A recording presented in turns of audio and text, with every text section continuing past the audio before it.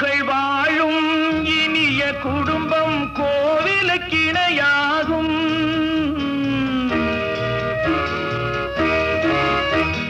குலமகள் வாழும் இனிய குடும்பம் கோவிலுக்கிணையாகும்.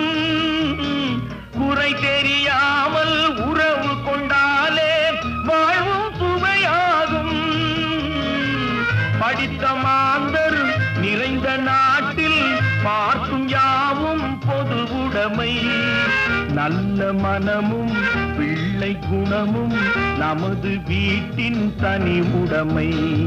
கேள்வி பிறந்தது அன்று, நல்ல பதில் கிடைத்தது இன்று.